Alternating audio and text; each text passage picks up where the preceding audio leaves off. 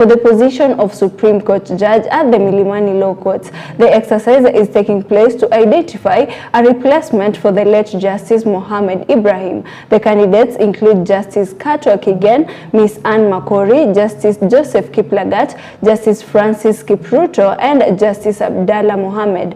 The JSC is assessing their qualifications, experience, and suitability for the Supreme Court before making a final recommendation after the vetting process concludes.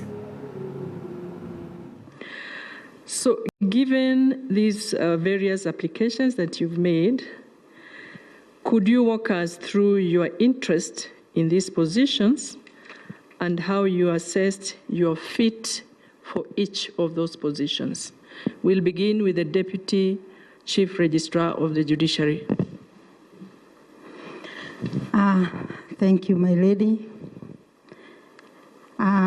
Those are not the only times I've applied to judiciary. When I finished university, before joining the public service, I tried judiciary.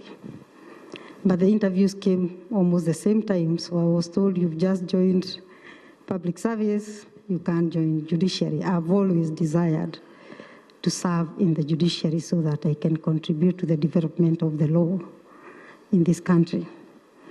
The Deputy Chief Registrar is because basically I believe that's a role that is administrative in nature and handles the human resource for the judiciary. I'm a human resource practitioner, I'm a lawyer, so I believed I would fit within that system and it would give me an entry point to judiciary where then I would understand how judiciary administration structures work. And being a lawyer, I would work in an environment where a majority of the people really are lawyers, judicial officers.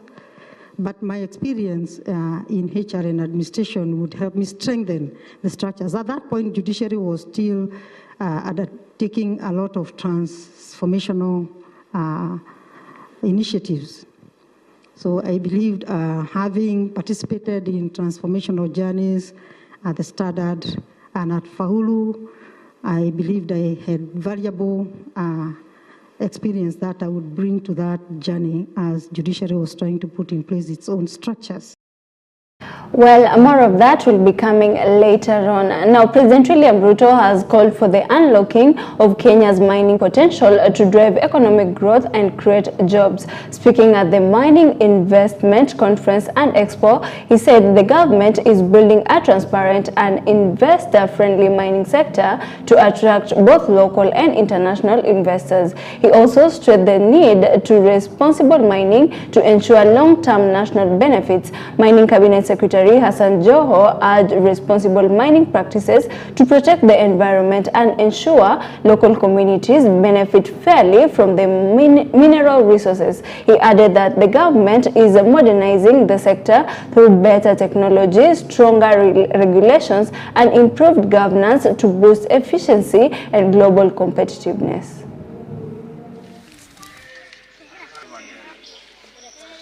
Kwa hivyo tungeomba watu waendelee kukuja kwa sababu hatuwezi sema tutabadilisha nchi kama hatujachukua kura. Kwa hivyo it's upon us, it's our responsibility kama young people, millennials, Gen Z, our mothers, our fathers, kila mtu hakikisha kwamba kura yake iko.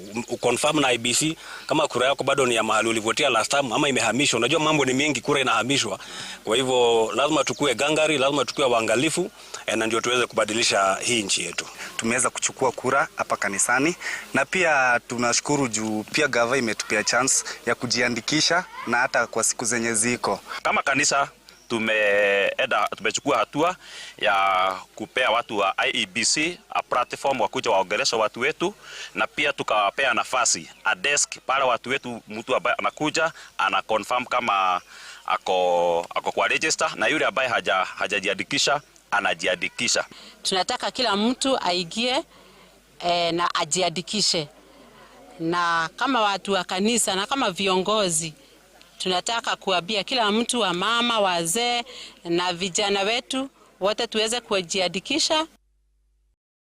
Now, community and church leaders in Kangara constituency, Murang'a County, are calling for an extension of the ongoing voter registration exercise to allow more residents to participate. They say many eligible voters still need more time to register in order to ensure wider civic participation ahead of upcoming election. This comes after Gathangari Church worked with the Independent Electoral and Boundaries Commission (IEBC) to bring voter registration exercise closer to residents during a Sunday service. The initiative allowed worshippers to register while attending church services, improving access and encouraging more people to take part in the electoral process.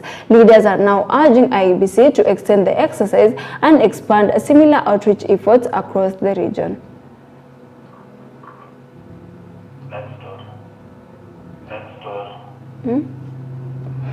Okay.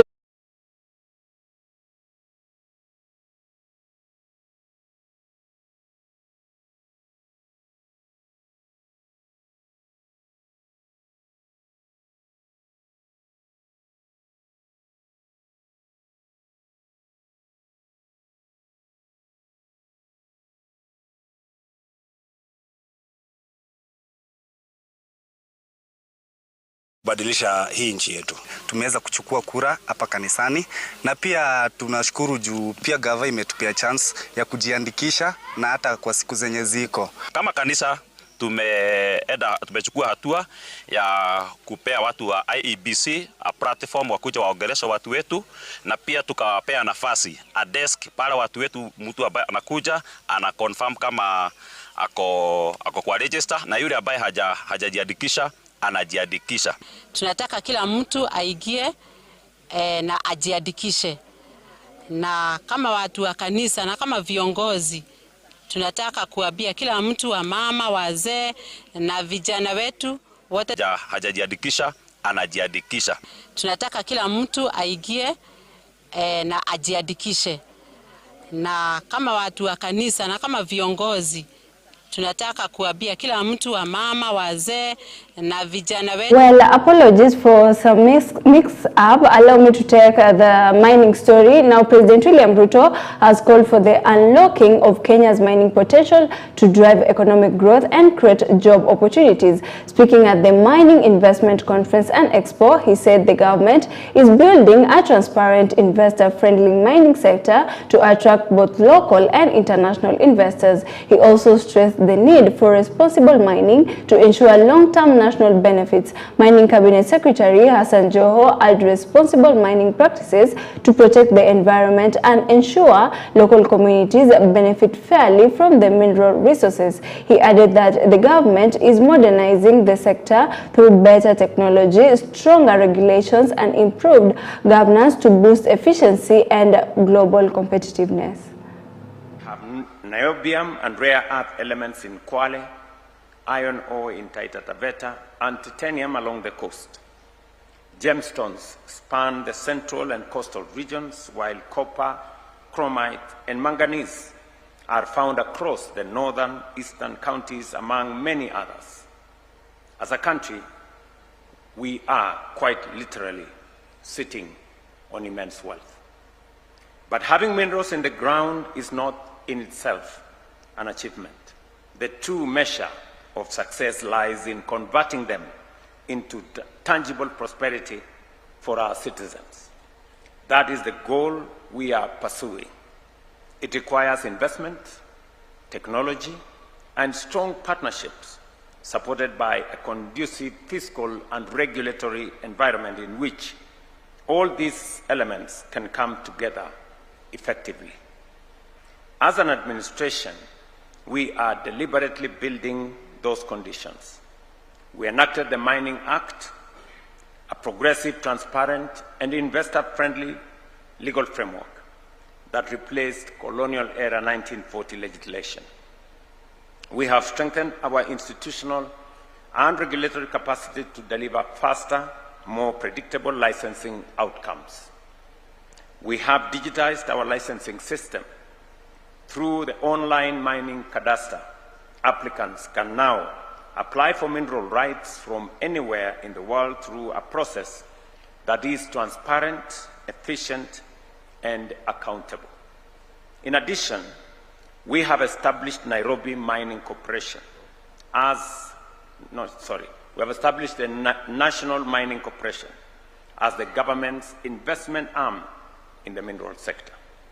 In essence, the fundamentals for a viable and competitive mineral sector, one capable of delivering shared value for our people, our economy, and our investors, are firmly in place, and Kenya is ready for investment. However, the progress we seek cannot be achieved by government alone. The scale of investment required to develop processing plants, refineries, smelters, and the necessary supporting infrastructure demands private capital, global technology, and strong international market partnerships. To the investors in this room, Kenya is not asking you to take a leap of faith. We are asking you to look at evidence, examine our geology, assess our legal and regulatory framework, review our institutional architecture, consider our infrastructure connectivity, and our strategic positioning as a gateway to East and Central Africa. Evaluate the viability of projects before you. Then make your decision on the basis of facts, clarity, and opportunity. To the ministers and distinguished guests from the continent present here, I say this: the conversations we have in this room, such as this, matter. The conversations we have in rooms elsewhere also matter. Africa's mineral wealth must become a strategic lever that we learn to deploy collectively, deliberately, and with purpose. I fully support the vision of the Africa Minerals Strategic Group.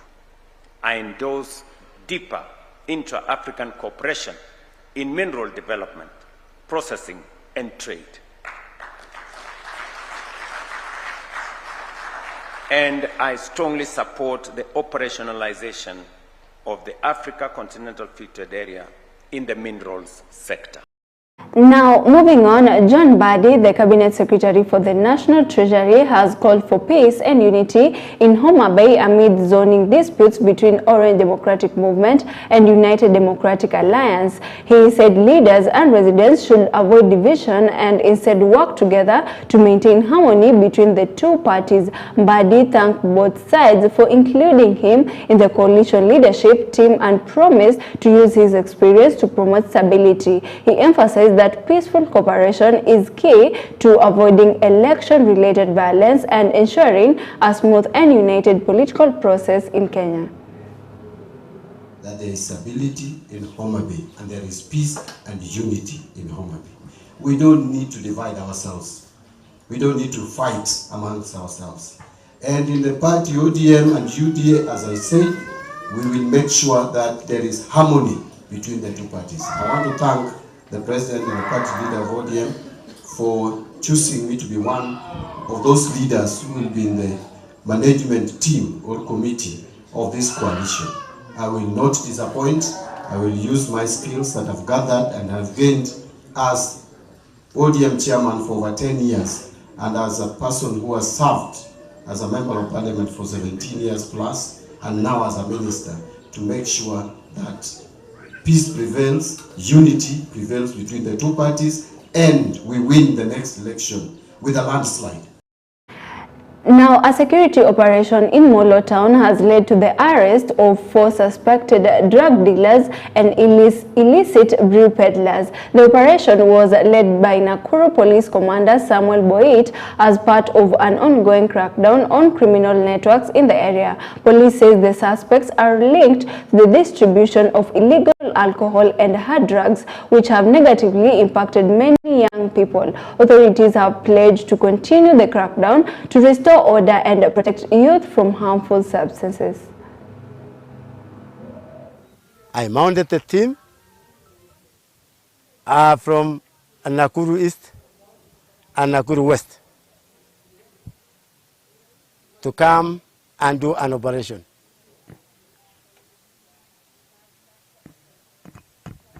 We had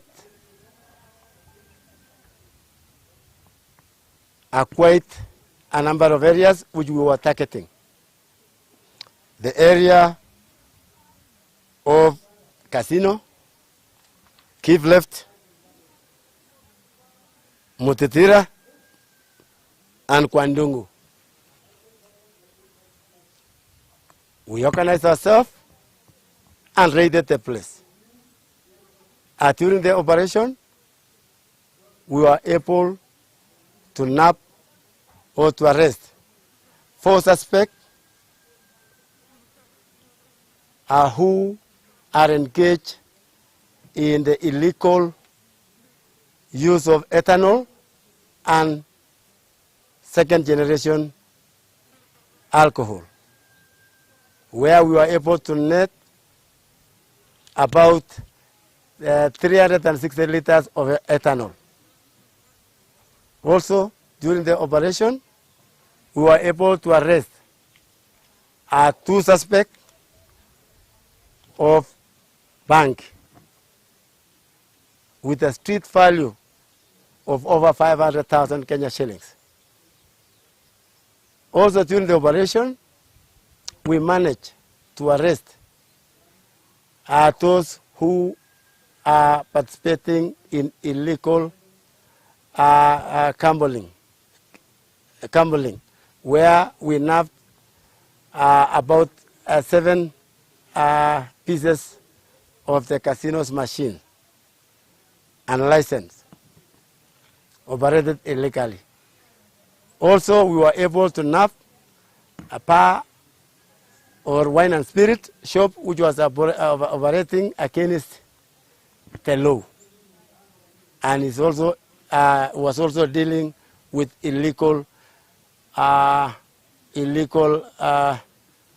second-generation alcohol.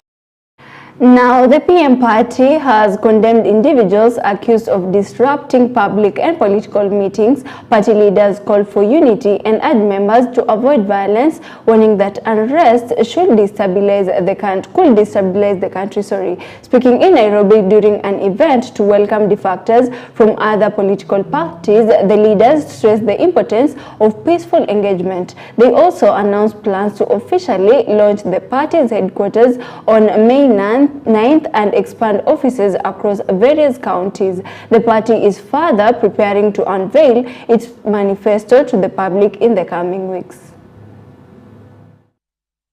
It is the responsibility of government to protect her people, not to harm them. And it is clear the hands behind these goons are becoming obvious by the day. So as a party, our position is for a peaceful country. A peaceful country where citizens' right to assemble is respected. We have and we are receiving individuals who have defected from ODM, from UDA, from ANC and other parties that have been shaping the narratives, the political narratives in this country. And we had a meeting with them in the morning. Now, over 500 residents from Elbagon slums area have benefited from a free medical camp. The camp was organized by St. Joseph's Hospital in Molo together with medics from Nakuru. The outreach focused on raising cases of non-communicable diseases such as hypertension, diabetes, arthritis, and respiratory illnesses. Many elderly residents were among those affected. Patients received free checkups, treatments, and medical advice. Health workers also educated the community on how to prevent and manage these conditions. Organizers said the initiative aimed to improve access to health care and support early diagnosis. Residents appreciated the service, saying it helped them get much needed medical attention. Sisi watu wa Moro viazi, cabbage ndio tunakula sana.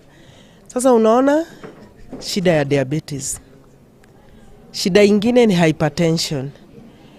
Na ile shida tuko naye, watu wetu hawaendangi kupimwa, wanangojea, wanakaa. Lakini wakati kama huu, tukisema tumekuja, wanakuja tunawapima bure na wanakuja kujijua hali yao ya afya. And that makes our day. Umuhimu wa kwenda kupimwa mapema ni kwamba hata kuwa na shida kubwa sana kwa sababu sometimes ikiwa hypertension or sugars inaenda ina complicate other organs like kidneys.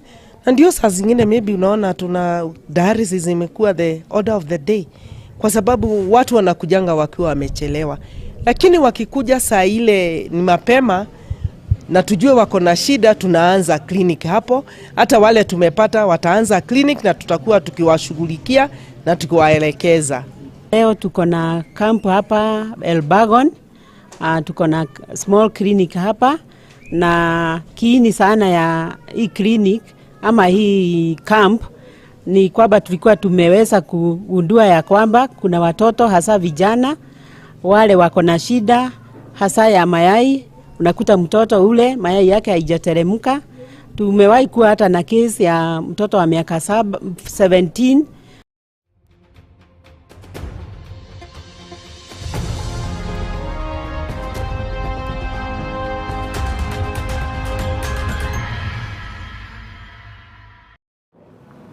Now, in business news, Equity Bank has been named the overall best bank in Kenya at the 2026 Think Business Banking Awards, reaffirming its leadership in the country's financial sector. The bank topped 10 categories and ranked second in 2 others, reflecting strong performance across key areas of the industry. Its group managing director and CEO, James Mwangi, was also named CEO of the year in recognition of his leadership in driving growth and innovation. Equity Bank emerged top in retail banking, product innovation, agriculture and livestock financing, asset financing and microfinance, highlighting its strong support for small businesses in critical sectors of the economy. The lenders also earned top honors in corporate social responsibility, underscoring its commitment to sustainability and community impact. The annual awards evaluate banks based on financial performance,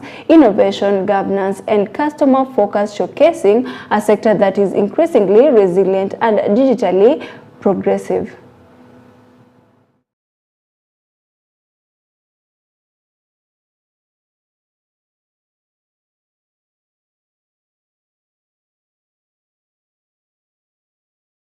And this week, Nairobi is at the center of African investment conversation. The city is hosting the 22nd Annual African Private Capital Association Conference and Venture Capital Summit. Investors, business leaders, and policymakers have gathered to discuss the future of private capital on the continent. This comes at a time when global liquidity is tighter and investors are becoming more cautious. The conference will focus on new opportunities, changing priorities, and how Africa can attract more sustainable investment. There is also growing pressure for the private capital industry to support its own growth. The consequences of uncertainty is more protectionism and selectivity around institutional investors deploying their capital. So we are seeing that that is the reality, but it's not just in Africa. The positive thing is we haven't seen depressed deal activity. So what we started seeing from a private capital perspective is that the deployment amount is smaller. Every time something happens out there, Africa's affected. Africa then starts to find a coping mechanism. And part of the coping mechanism in terms of capital flows, investment, we are turning to local capital. However, there's reality. Reality is only about 1% of pension funds is coming in, even though legally, the laws allow for 10%. And stakeholders at the 15th Connect African Summit are urging stronger collaboration to unlock the continent's digital economy. Representatives from 47 counties say fragmented markets and inconsistent policies continue to limit investment opportunities. They warn that this lack of coordination has slowed development and excluded some communities from digital progress. Over the 4-day summit, leaders will focus on creating unified strategies, improving policy framework, and boosting cross-border partnership. The goal is to build a more inclusive and competitive digital economy that benefits all Africans. The scale of deployment of generative AI alone, it could unlock between $61 billion and also $103 billion in additional economic value. annually across the continent. This momentum is supported by the physical reality of our infrastructure, the aspiration of a deeply connected African continent. It's not just a promise, but it is an emerging reality.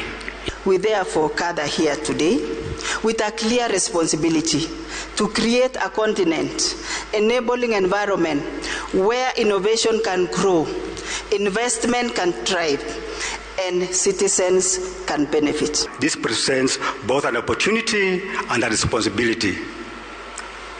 An opportunity to harness our democratic strength, innovation capacity, and expanding connectivity to drive inclusive growth. And a group of sugarcane farmers in Kenya have strongly opposed a government proposal to reduce payments for sugarcane. The proposal made through the Kenya Sugarcane Pricing Committee suggests lowering the price from 5,750 shillings per ton to 4,800 shillings per ton. The Kenya Sugarcane Growers Association, led by Secretary General Richard Ogendo, says the reduction will hurt farmers and reduce their earnings. The farmers have accused sugar factory owners of exploiting them by offering low payments for their produce. The association has announced plans to prepare and submit a bill to Parliament. They hope this will help address their concerns and protect farmers from unfair pricing.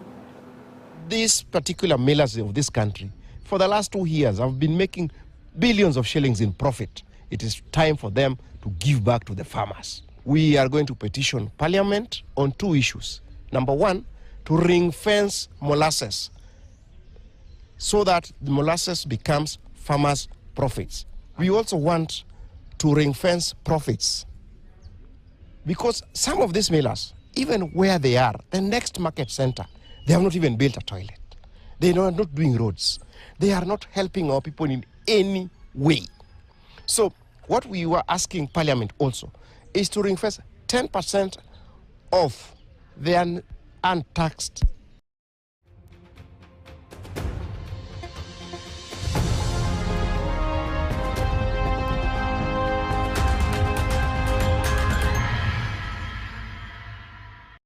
And finally, it's a wrap for EBN News at 1 p.m. Many thanks for watching. I'm Leticia Afandi. Coming up next is the Manukato Show. Stay tuned.